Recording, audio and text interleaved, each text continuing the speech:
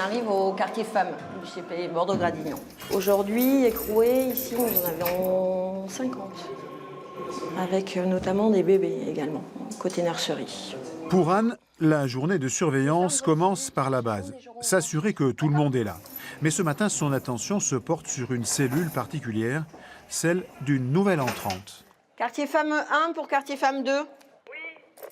Le SMPR, ils sont encore en bas ou pas? On veut éviter ce qu'on appelle, nous, le choc carcéral. C'est un processus, on va dire, jusqu'à 8 jours où ils sont vus par la direction, par le médical, par le SMPR, par les SPIP, qui leur expliquent en gros ce qu'est la vie en détention, le règlement et tout ça. Et nous, la surveillance derrière est de s'assurer que qu'il n'y ait pas ce qu'on appelle de passage à l'acte. Direction 5e étage. Là, on est dans le bâtiment A, c'est ça? Voilà, bâtiment principal de l'établissement. Ouais. Ce qu'on appelle la grande maison. La grande, ouais, ils appellent ça la grande maison. Ouais. C'est comme ça qu'ils l'appellent. Ouais.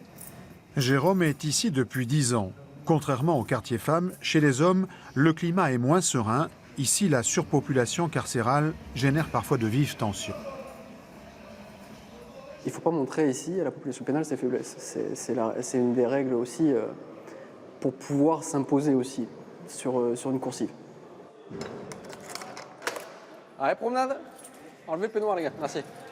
La promenade des détenus, un moment dont Jérôme va profiter pour assurer l'un des rituels de son métier de surveillant.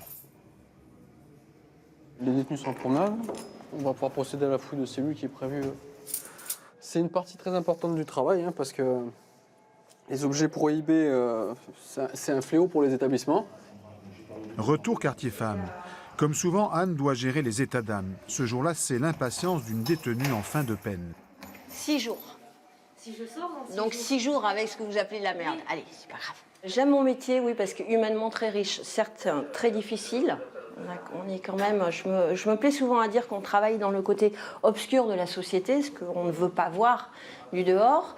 Mais je pense qu'il faut prendre à cœur le rôle qu'on doit y jouer et c'est important. Les conditions de détention changent, la population pénale change également. Et je pense que l'avenir sera meilleur, mais c'est surtout ce qui m'inquiète, c'est surtout le personnel de surveillance. Parce qu'on mine de rien, avec la surpopulation, on souffre quand même des conditions de travail. Et j'espère que le débat s'ouvrira surtout là-dessus et sur l'amélioration de nos conditions de travail. Construite en 1967 pour accueillir 400 détenus, aujourd'hui le taux d'occupation de ce centre pénitentiaire dépasse les 200%. Alors, pour Anne et Jérôme, la construction d'une nouvelle prison d'ici 2022 n'est pas un luxe, mais une nécessité absolue pour sortir du mal-être ressenti par toute une profession en mal de considération.